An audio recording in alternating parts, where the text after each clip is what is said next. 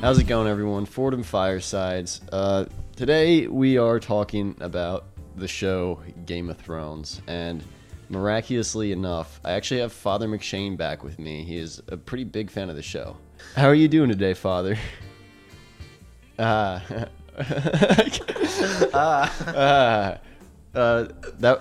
I'm kidding. That was an April Fool's bit. April Fools, I got you. All right, let's move on. Well done. Sorry, guys, it's just me, David, again. Yeah, how you doing, Dave? Doing well. Excited. It's a great topic. It is a great topic, and this is actually going to be part 1 of 2. Now, this may seem like a bit much talking about the same subject twice with the same person, but Game of Thrones is a phenomenon. There's nothing. I mean, there's been shows like this before, but like this is probably one of like maybe 5 shows that has like everyone talking like on the level that it is. Yeah, like definitely. Lost, Sopranos, Breaking Bad in the last season, Walking Dead in the first 4 seasons, and then First 3, arguably. and then like Seinfeld probably. Seinfeld, yeah. Yeah, but this is like The institutions. yeah, this is a show that's gonna be remembered for a very, very long time. So as long as we're alive here and I'm doing this podcast, like why not take advantage of it? So today we're gonna talk about our thoughts on the show so far, and also maybe a couple theories, and then afterwards we will do a review of the season finale, which will be in May, right? Yeah, May 14th, I think. Okay. Or maybe 16th. Will the Mid-May. semester be over by then? I'll be right at the end. Finals, Right at the end? So we Yeah, we'll we be can here. squeeze it in.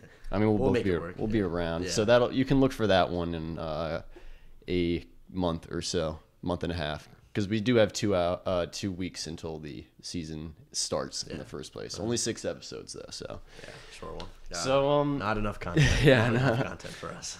so where do we start with this? I mean, why do you like Game of Thrones? That is an excellent question. I mean, for one, I think the political aspect of all of it, the power struggle, that really demonstrates some of, I guess, the lows of human nature, what some people are willing to do to gain that power. Like Littlefinger is such a good example. Oh yeah. And then that in and of itself, the power struggle and the political play is really what like kind of pulled me in a little bit. And then obviously the fact that the showrunners do such a great job with all the action sequences. Oh yeah. I mean, I'm a big Lord of the Rings fan, so like Same. the whole fantasy aspect really draws people in like me.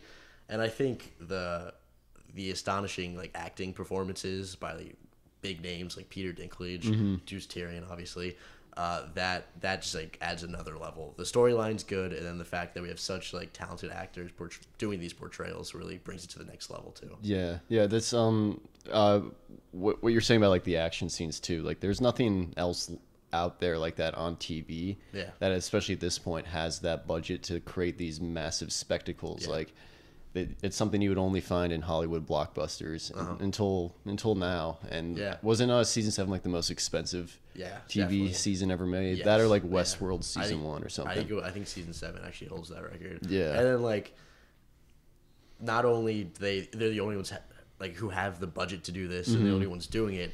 They're doing it so well. Yeah. Like season 6, Battle of the Bastards is like arguably the best cinematic battle in all cinematic history. I could definitely like, it's get behind so that. well done. I might like Helm's Deep a little bit Okay. more, because I think Battle of the Bastards takes a lot from that, right down to Littlefinger literally being Gandalf in the scene, showing up to save them at the end. But I do think it's really good.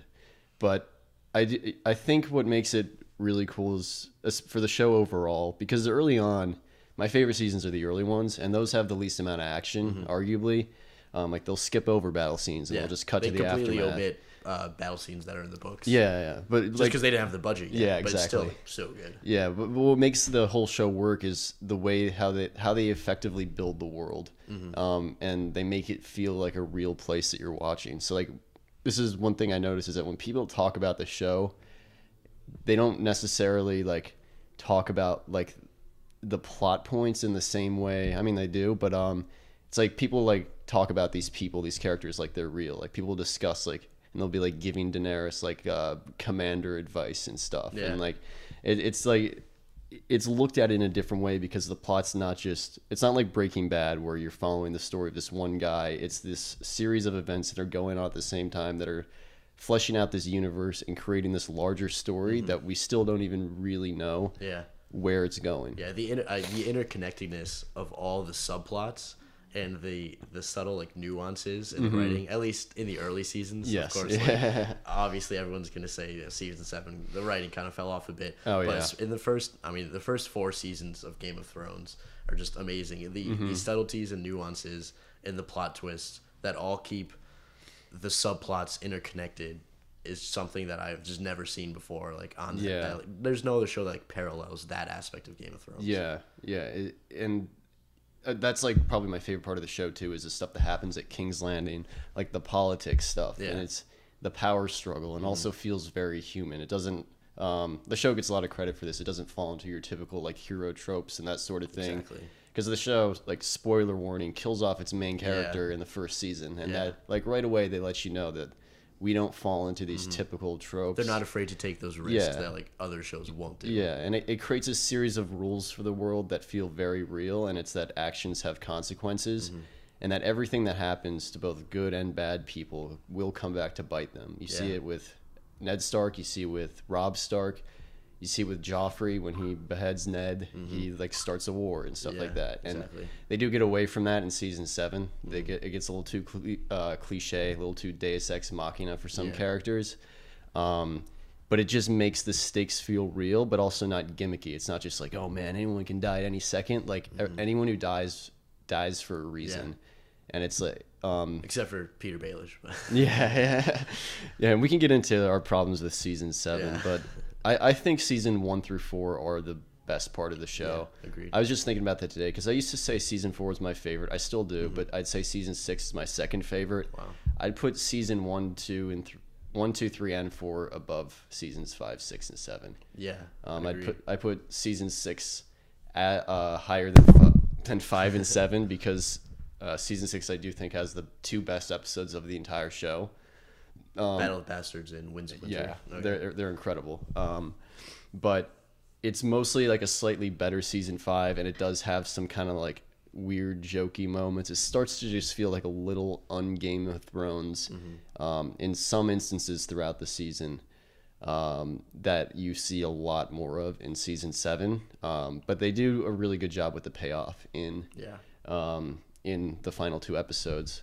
And then also season 5, that's a lot of people's least favorite. I still think it hasn't lost its touch at that point. I think it just happened to be like the least interesting season. Yeah, it could also just be the contrast between season 4, which is not unanimously but pretty widely shared as like the best season. Oh yeah. And then season 5 is where the showrunners lost a lot of source material from the book series. Yeah, so that's kind of where they start to really diverge, and like that coupled with the dichotomy of season 4 being so good, therefore season 5 first mediocre season, it's the worst. But no, arguably season 7 is probably worse because the writing is just so lazy.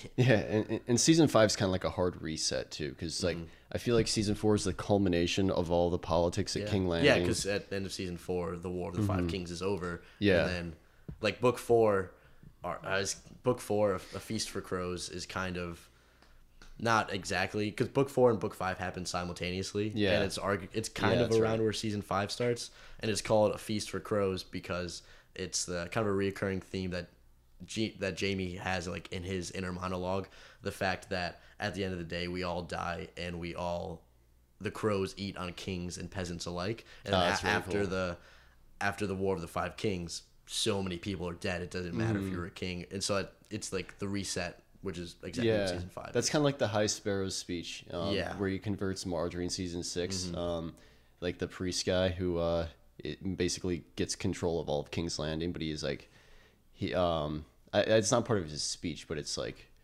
Marjorie like thinks he's gonna quote this like passage from some scripture where like he used to like think like, oh, being rich was everything. Then he walked through a graveyard and saw everyone was like the same thing or something. But then he has that awesome speech about how he like went to some like party and he was like a successful like cobbler or something. and is like, nah, this is useless. Yeah. Great character. Yeah, though. he's a good character. A lot of both him and Melisandre, the Red Woman, couldn't stand them at first because I felt like they were just like clearly manipulating people and like didn't believe what they were saying. They were just using that as part of their agenda. But when I kind of saw where their storylines went to, you knew that they were being completely honest for the most part, and that made me like appreciate both those characters way more on second watch. Yeah. Little sidetrack there, a but bit.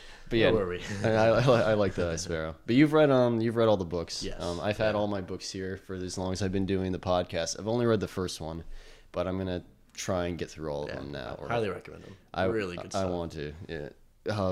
How many differences or major differences do you see between the books and the shows? Yeah, so there are like some small things, and I've a couple of my theories that I want to talk about. I could point out like the nuances, just in terms of like making the show simplified because you can only do so much with 10 hours a season and now less than that.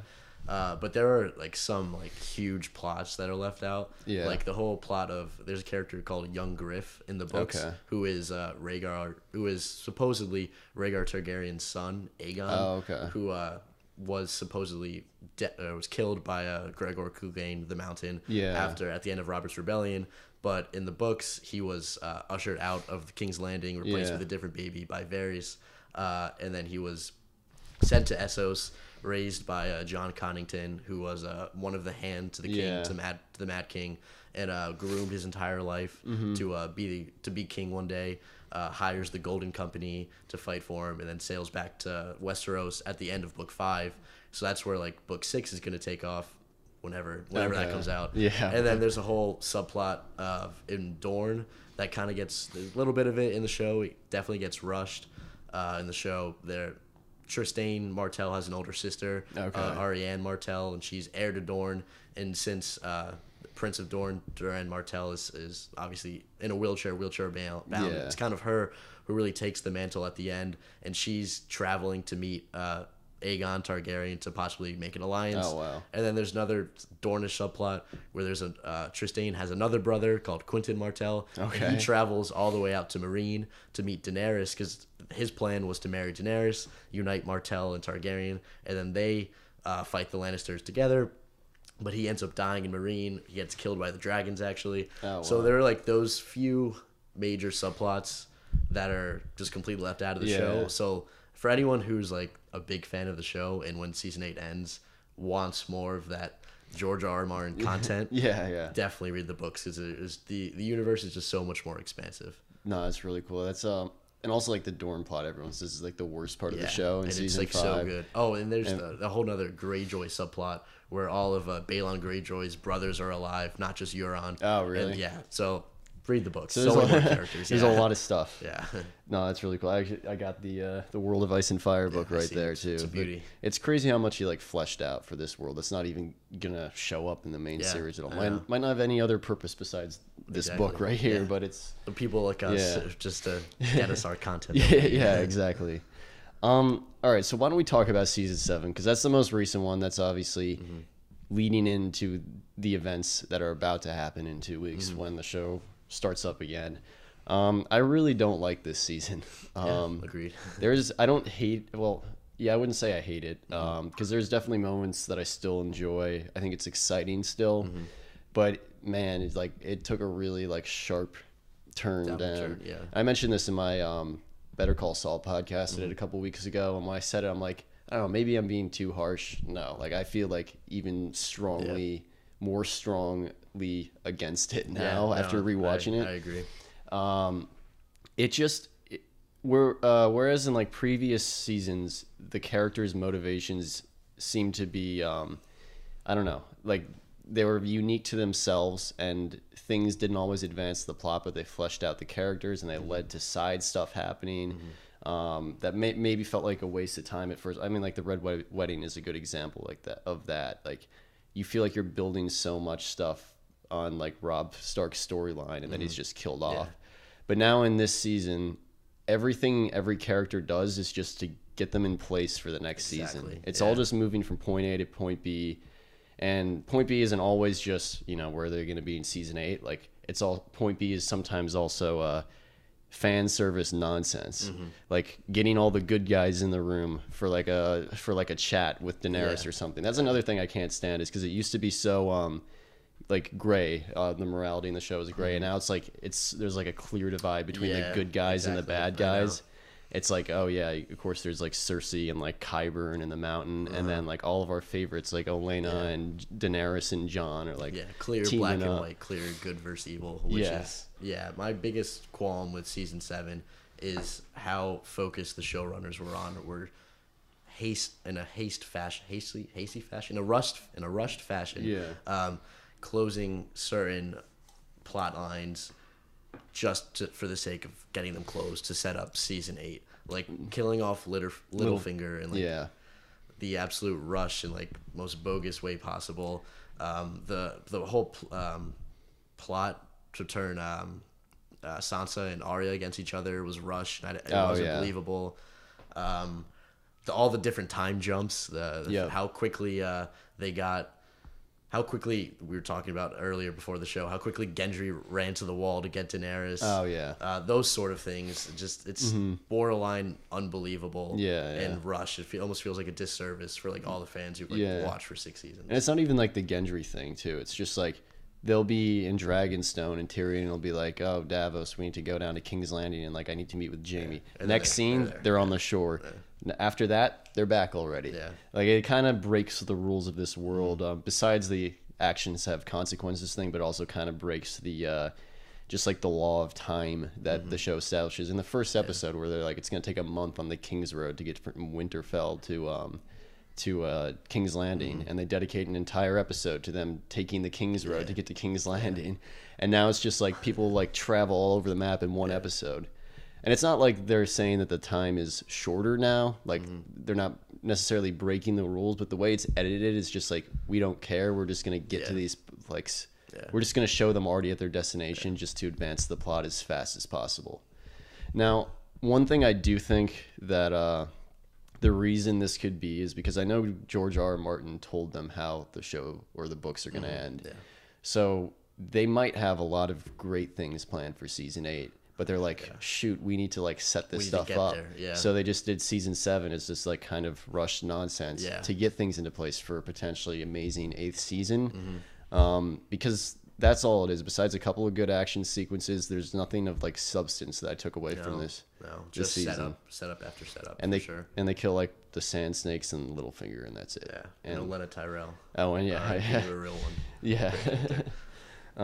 But they definitely did do some things right, but nothing, like you said, is substantive to the plot. Like I really enjoyed the way they portrayed how Grey Worm and the Unsullied took Casterly Rock. Oh, that is a good moment with Tyrion's narration over. I thought that was really cool. Obviously, the action sequences. Episode 4, the battle, Jaime v. Daenerys, the loot train thing. The loot train sequence is so cool. They're doing such insane things with the fire. They set a record with like most stuntmen set on fire at a single time. Those sequences are so great. But again, does that really? No, it meant nothing unless Bronn died. Further the plot at all? I thought they were gonna kill Bronn there. That would have been something. For sure. It is a cool scene though, because like when Jaime's standing there and there's people like running around on fire, you just see like a burning carriage like roll past. Like it looks cool, but I guess that is the moment that Jaime realizes that they can't win the war. They're not going to beat Daenerys and the dragons. But it's just, I don't know, like considering how much, like clearly how much money went into that specific action scene. What they really wanted to do is just have a cool action scene that had people talking the next day. But yeah, I don't know. It made me sad rewatching it now too, because I want to talk about the worst episode in the entire show, found in season 7, Beyond the Wall. And we mentioned it because it has the part where Gendry runs back and stuff. But this is the episode that people love for some reason, because it has a cool scene at the end where they're stranded on like a lake. And then like the dragon comes to save them, but then the Night King kills the dragon and it turns into like a White Walker dragon. That's pretty cool. But what the entirety of this episode is like the most useless thing ever, that like The previous episode ends with all of these characters that you know and love or haven't seen in a while meeting up. So you got like John, the Hound, those red guys, Barrack and the formerly the Brotherhood Without Banners, Yeah. Jorah Mormont, Gendry, and Tormund. So it's like, wow, all these characters we haven't seen before are like going on a mission together to like bring back a White Walker so they can, or a White, to go show to Cersei to convince her the thing is real. And like the episode's called Beyond the Wall, so it's like, oh sick, they're going beyond the wall. And I'm like, 20% of the show has like taken place beyond the wall. Like it's not as like hyped up as it's like making it right now. So when you see them, like the last shot of the previous episode is them like lining up to walk out from the wall, and it's just like I don't know, I didn't get like any feeling from that. I'm like, yeah, you guys are just going beyond the wall. It's happened a million times before. So then the entire episode is literally just, it cuts back to the subplot with Littlefinger and Sansa and Arya at Winterfell, but otherwise it's just them walking. Is that the episode where Sansa and Arya are talking? Yeah. And Arya's like, "What I would like to wear all your pretty dresses. All I need is your face. Yeah. You're my sister, but I'm threatening to murder you in cold blood right now." Yeah, and we can talk about the Littlefinger thing too, but that's a setup to another really bad part of season 7. But when they're walking, these guys are walking beyond the wall to like go find the White Walkers. It's literally just like conversation after conversation of characters who we haven't seen interact before. So you're like, oh, it's really cool. And they just have these kind of cliched conversation. Besides the one with Tormund and the Hound, that made me laugh. That's my favorite. But it's still like kind of pointless. So it's just like that's the majority of the episode. And then they get to the part where they get trapped in the lake, and then they send Gendry back, and he like 10 minutes later, Daenerys shows up with her dragons and saves them. Like, in terms of, it breaks the that rule of traveling and stuff and distance across the world, but it also just feels like so poorly written, pointless. Like I don't get why this episode really had to exist like as it did. Like it could have been like a section of a different episode, but I don't know. It just made me mad. Arguably, it's Daenerys seeing the White Walker threat for the first time, her being completely convinced. I don't know. I think, even the idea of capturing a white and then bringing it down, I think is a bit corny. Yeah. Some of the writing's just lazy. Like when they're in the middle of the lake on the rock, and Beric Dondarrion points to the Night King, and he goes, "All we have to do is kill him, and they all else will die." Yeah. And then Jon goes, "It's not that simple." Like, well, why not? That's like exactly probably what would happen. Why don't you just do that?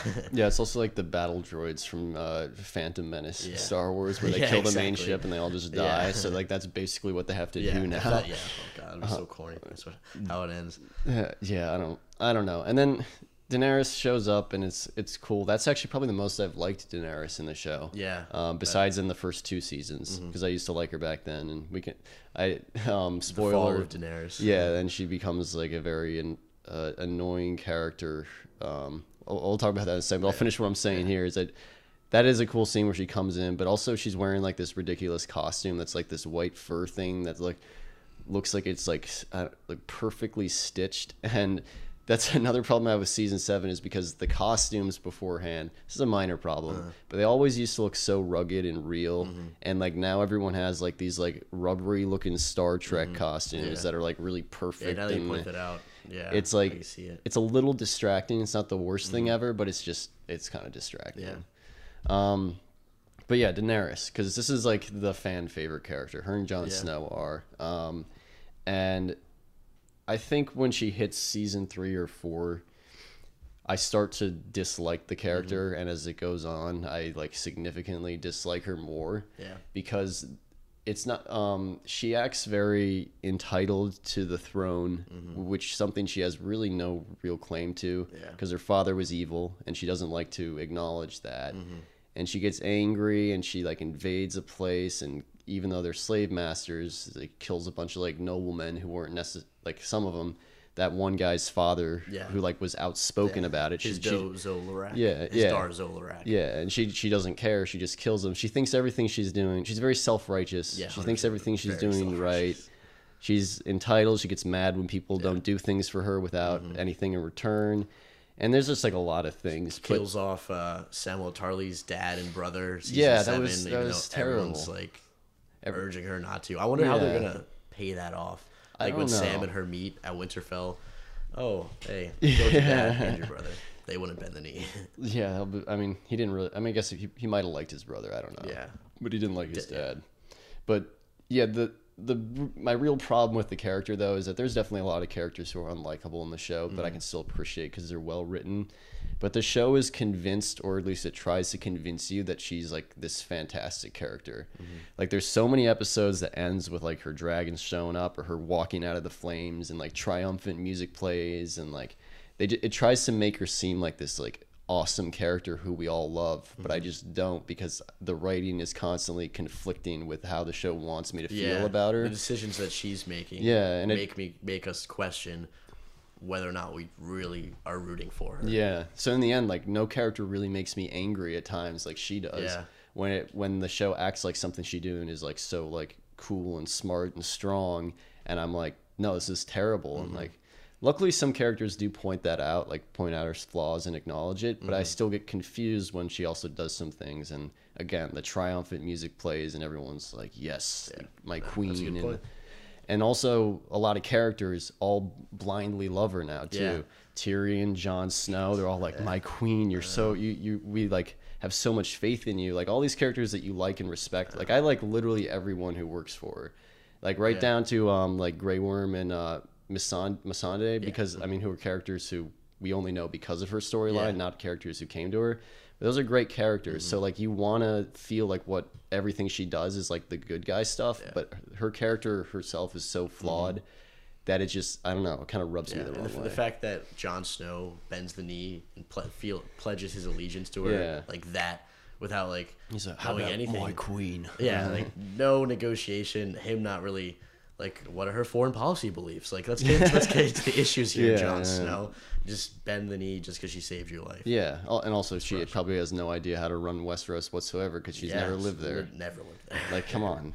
But yeah, I don't have to rant about her for too long because I do think the show will acknowledge this in some way, and I think there's a very good chance that she kind of becomes the Mad Queen herself. Yeah, maybe they're kind of setting that up because Tyrion and Varys are like talking about, you know, we have to control her. She won't be her father if we are able to counsel her, but like they weren't really doing that so well. So we'll see how that gets paid off in season 8. Yeah, you want to talk about theories now? Oh, definitely. Yeah, I got a few up my sleeve. Well, let me do my one first because I did want to talk about probably the first thing that really bothered me from season 7 when I first finished it is how they kill off my absolute favorite character, Littlefinger. Yes. So he's sidelined to this plot with Arya and Sansa, the two Stark sisters, who reunite, but then they're kind of at odds with each other because Arya didn't think Sansa was faithful to her family back when she was imprisoned at King's Landing. And Littlefinger, this huge schemer since season 1, who's always been like, he kind of put the entire plot in motion too, poisoned Jon Arryn, original Hand of the King. And he's always like behind the scenes, pulling strings, manipulating people to get what he wants. Not always the most likable guy, but I think he's the most interesting in the show. He used to be my favorite character, but on my rewatch, I actually think Jaime is my favorite character, but he's a close number 2. But yeah, he's not a very great person, but he's so fun to watch, really interesting and very smart and cunning. So the big twist at the end of, or in the middle of this episode, the final episode of season 7, Sansa like is about to put Arya on trial for like murder or something that like Littlefinger was trying to like manipulate. And then the big twist is she's like, how do you like plead to these charges, Lord Baelish? Really dumb line. And then it's like, oh, he's the one like who's on trial here. No one in the room reacts as if they implying that they all knew what was going to happen. So somehow Sansa, Bran, and Arya were able to tell 100 lords that it's actually Peter Baelish who's on trial, and somehow Peter Baelish, who commands so many of his own spies, never found that out. Yeah, I know. And like this character who's been so smart gets like duped by like a really dumb plot point. And he's there. First, he's trying to deny it. Then he's trying to like say like, "Oh, let me talk to you in private." He tries everything. Then eventually gets on his knees, begs for his life, starts crying. Never seen him do that before. It's actually kind of pitiful and kind of sad. And then Arya goes and slits his throat, and he dies. Now, here's the theory: Littlefinger is still alive. Have you heard? So. Have you heard this one? Yeah, I've heard bits and pieces. bits and pieces. So I didn't hear about this theory till today, Okay. and it made me so happy when I saw it because it's actually believable. It's not just like there are like hints that this like throughout the previous 2 or 3 episodes that this could be happening. Now, when he first meets Bran or interacts with Bran, he presents Bran this dagger that was used in an attempt to kill Bran back in season 1. Bran is the other Stark child who's like this all-seeing, three-eyed raven character now. Not a huge fan. But then he like does this this bit where he like quotes Littlefinger for saying like chaos is a ladder, and like Littlefinger's like, oh wow, how do you know that? You can see like kind of like the fear in his face. Right at that point, he knows he's in danger. Yeah. So there's absolutely no reason that he should have just like hung around and let himself be killed like that. Because Bran can clearly know everything that he did and said, and considering that he was partially responsible for Ned Stark's death, like he would want to get out of there really fast. So in one of the next times you see him, it's actually a really cool scene. Arya's following him around Winterfell, and you see him just like talking to people, and I don't know, he's getting information and stuff. It's like Littlefinger doing his thing. But the first person that Arya looks at him or watches him talk to is this woman, and she whispers something to him. And if you play back the scene and really listen, it sounds like she's saying, your time's up, Lord Baelish. Okay. And he gives her a little coin. And this coin very well could be the Braavos Faceless Men coin that Arya has that gets her into the House of Black and White in season 5. That's what it's called, right? Yeah. Okay. So at that point, if this theory is correct, he's gone. And that woman is one of the Faceless Men.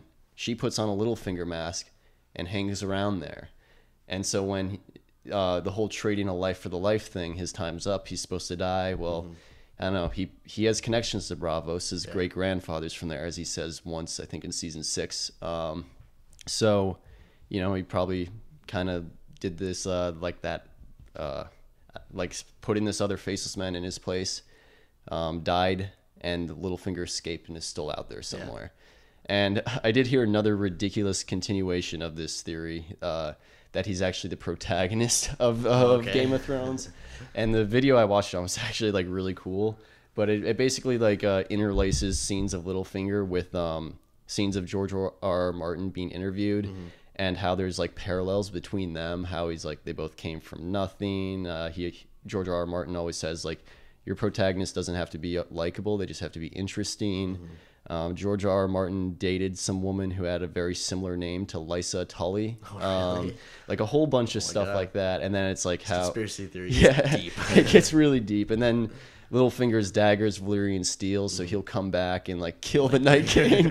And it honestly, it sounds way better in the video because they kind of talk about how his motivation was always like love for Catelyn Stark, and how there isn't a lot of people with motivation like that in the show besides Cersei, Jaime, and Rob.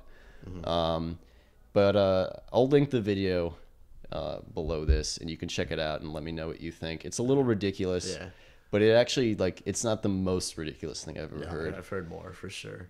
But the Littlefinger being alive thing is something I could very much see happening, and I would love it if it happened. Yeah, I think the most ridiculous theory that I absolutely love is the theory that Ned Stark is still alive. Oh God! That he pulled a similar stunt with the Faceless Men. That's the reason Jack and Hagar was in the dungeons, in the black cells, before he went and met Arya on the way up to the wall.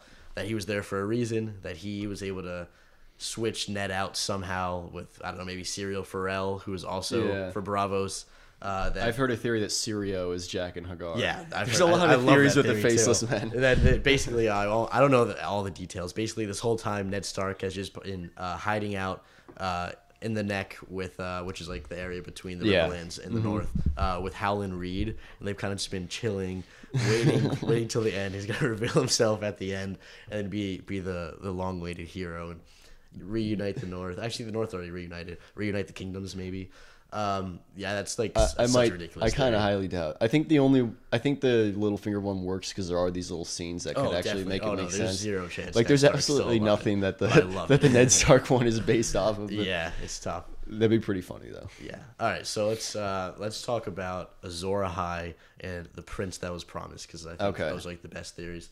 For everyone who doesn't know, there's this idea originates in Essos, all the way in Ashai, which is where Melisandre's from. The prophecy and the idea of this this hero known as Azor Ahai, who 5,000 years ago wielded a magical sword called Lightbringer, fought against the darkness, and then brought the dawn. And then supposedly there's the prophecy that Azor Ahai will come again, reborn, wield a sword called Lightbringer, and fight off the darkness again. Melisandre is convinced that it's Stannis Baratheon. Yep. And then after he dies in the show, she is convinced that at least Jon Snow has a part to play and that Daenerys has a part to play. Yeah. Not anything. She doesn't say like specifically who it is. And then that's tied pretty closely to the idea of the prince that was promised, where they're pretty much assumed to be like the same theory, Azor Ahai and prince that was promised. Okay. And then in the Azor Ahai legend, the hero knows that he needs to create this magical sword to use to fight against the darkness. So he labors at first for 30 days and 30 nights forging the sword. And then when he's done, he tempers it with water, and then it cracks. So he goes back to it. 50 days and 50 nights he spends forging the sword, captures a lion. Is this all in the book? Yeah. This is like the whole back. Yeah, it's explained by like Melisandre. I think, in the book. Yeah. Okay. And then the second time he labors on the sword for 50 days and 50 nights, captures a lion, tempers it by piercing the heart of that lion. Again, the sword breaks, and then he knows what he has to do. He labors for 100 days and 100 nights on this sword. He goes to his lover. Her name is Nisa in the prophecy, and he asks her to show her breasts, and he has to put the sword through her heart. Okay. And finally, she dies, pulls the sword out, and thus he has Lightbringer. And with that weapon, he was able to defeat the darkness and bring the dawn. Okay. So I think the most plausible theory of who the prince that was promised was is that Rhaegar Targaryen, Jon Snow's dad and Daenerys' brother, was actually the prince that was promised. His entire life, he thought he was familiar with the prophecy, and he thought it was like his duty to learn to fight, to become a warrior, that he was the one to fight off this impending doom, whatever it was. But the theory is that Rhaegar was the prince that was promised, and Jon Snow actually is metaphorically Lightbringer, and that Jon's mom, Lyanna Stark, is... This is kind of crazy. Is Rhaegar's lover, Nisa. She dies in childbirth, which is the equivalent to symbolically Azor Ahai putting his sword through her heart. Oh, jeez. And then thus Lightbringer being materialized, which is then Jon Snow. Do you think the show would explain all this? No, I think it would just like get played out. Basically, if Jon Snow is the one at the end of season 8 to defeat the darkness, to defeat the Night King, then it'll just be assumed that it was Jon Snow who's Lightbringer, because it's a pretty common theory. And the show hasn't explained the backstory in the first place, so I don't think exactly. a show watcher like myself, I've heard the name Azor Ahai and the Prince Who's Promised, like it's been mentioned, but I don't know the story. Yeah. So then, so I think it would just go like imply that, okay, so I guess that theory was right. Yeah. Unless Jon Snow does end up wielding an actual like flaming sword, or I guess arguably if you ride a dragon, that dragon could be the Lightbringer. I can see it. Oh, by the way, I don't want to see Jon Snow ride a dragon. I think that would be so cool. I want to see him fight with a sword. That's what he's best at. Yeah. So that's like the most plausible one, I think, because it doesn't really take any risks. It's assuming that Jon Snow is like number one favorite character, going to be the hero. Yeah. So that's pretty plausible. But my favorite theory I think I've stumbled across is that Jaime Lannister, the Kingslayer, is Azor Ahai and the prince that was promised. Oh, that would be sick. Yeah. So in this theory, I'll try and make it quick, but still keeping as much of the detail as possible. The equivalent to Jaime forging his sword that is Lightbringer is really forging his character, basically, and his whole redemption story. Okay. So for Jaime, his redemption story and his forging of Lightbringer begins when he loses his hand, because that's symbolic for him losing his title of Kingslayer, losing that persona. In the shows, he goes as far to say, I was that hand was me. And then in the books, there's a scene when he's in the bath with Brienne. He looks at the stump of where his hand used to be, and he's thinking about the hand that made him Kingslayer. Okay. So thus, without that hand, he's no longer the Kingslayer. His redemption story has begun. Okay. Then, in the theory, Jaime, the equivalent to the hero putting in the sword to the water and it breaking the first time, is Jaime getting to the bath with Brienne, him revealing to her the truth behind when he killed the Mad King. Oh, yeah, great scene. Yeah, one of the best scenes in the show. And then him passing out afterwards of exhaustion is the equivalent to the sword breaking. Other point. The whole idea of Jaime forging his character is played along with this is the idea of his corruption going away. It's when Qyburn is cleaning out the stump, he said, I was able to stymie the corruption. That's basically that. And then the reason that Jaime doesn't redeem himself like right away and that he needs these 3 tries is because Cersei represents that corruption. Once Jaime's back with Cersei, his like love for her corrupts him more, and he does some pretty bad things, like what he threatens to do with Edmure Tully. He threatens to catapult his baby over the castle, and so Jaime clearly isn't good yet. So that him in the bath with Brienne, him opening up to her, was that first attempt to temper the sword. The second attempt is when he defies his father Tywin and defies Tywin and Cersei by freeing Tyrion. Oh yeah. This is the equivalent to Azor Ahai putting the sword through the lion's heart, because Tyrion ends up killing Tywin by putting that second bolt through his heart. Okay. And obviously people will say, oh, it was Tyrion that killed Tywin, not Jaime. But there's a line in the show where Cersei goes, at least Tyrion killed our brother on purpose. You did it on accident with your stupidity. Yeah. And then again, this is the act of Jaime freeing Tyrion is equivalent to him, the original Azor Ahai, tempering the sword through the line. Tywin dies, but for whatever reason, it wasn't enough for Jaime to be completely absolved of all the corruption in his former Kingslayer self, because, like as I said, he does some bad things after that, the Edmure scene. So then, to wrap it up, when Jaime comes back from the Riverlands, Cersei has blown up the Sept, killed thousands of people presumably that Jaime saved 20 years earlier by killing the Mad King. He sees like what he has to do. He knows what has to be done. He's going to have to kill Cersei, and this is the equivalent to Azor Ahai killing his lover, and then Lightbringer coming out. Cersei would be Nissa. Jaime, now that he fights with Jon Snow, he fights with the good. He would kill Cersei, and then at that point, Lightbringer. This is kind of where you kind of lose people. Okay. Lightbringer would be Jaime's sword hand ablaze back. Jaime now has his sword hand. He is the best swordsman in Westeros, and he used that skill to defeat the Night King and bring the dawn. Jaime Lannister, the prince that was promised. Okay. So very symbolic theories. Yeah, very symbolic, which is how like George R. R. Martin is like. Right. He's not an in-your-face. Yeah. His symbolism is deep. So they seem like plausible enough. They just don't seem like something that I would like give the writers credit for 100%. Actually fleshing out in an explained way. But it's something that would like it could still be a theory after the show even ends, and it'd be like, it fits this narrative. Absolutely love that theory. But my expectations post season 7 for the showrunners, their writing is just slow. Yeah. Basically, I just want to watch season 8 so I could watch the action sequences, unless, like you said, they use season 7 simply as a catapult to get to season 8, and then season 8 is going to be awesome. I could see it, but if Daenerys is on the throne at the end, I think that's a huge L for them.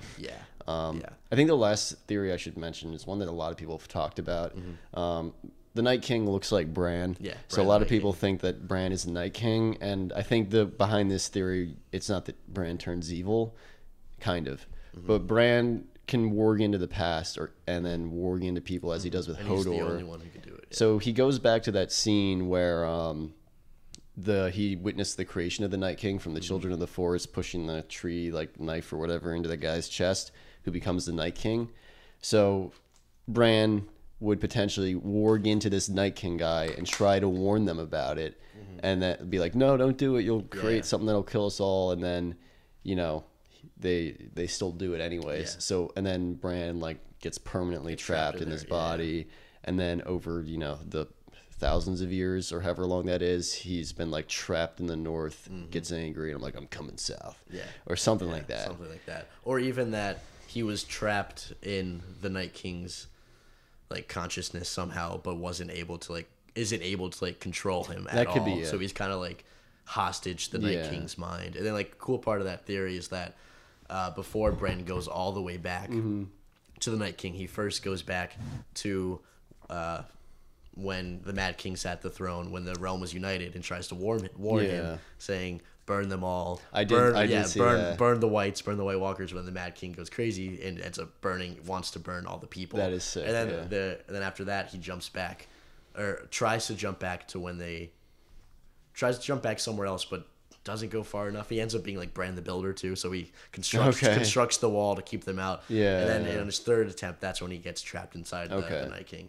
That would be cool. I think that's actually that is really cool. I think the thing with the trapped inside the Night King though, I don't know if there would be a point to that one. I think what it has to be is that if Bran never interfered, they create the Night King. The Night King does what the Children of the Forest originally intended, and then that was it.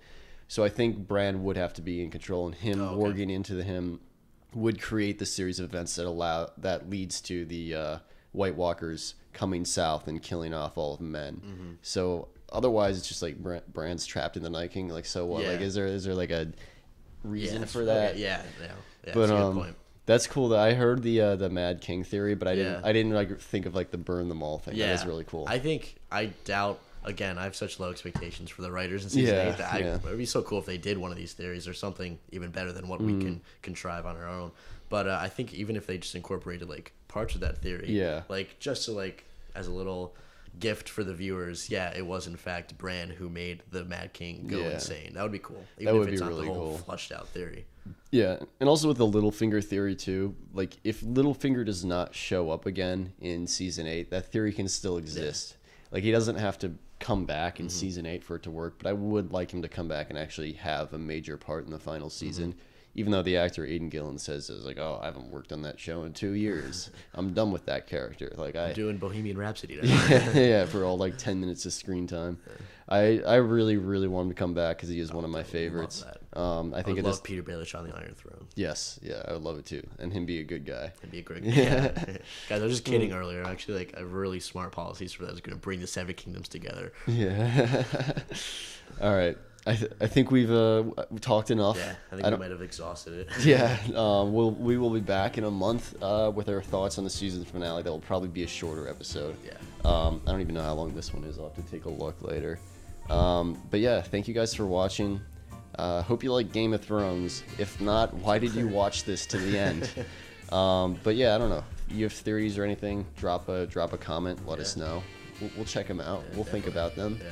And I'll see you guys next week with another episode. Until then, goodbye.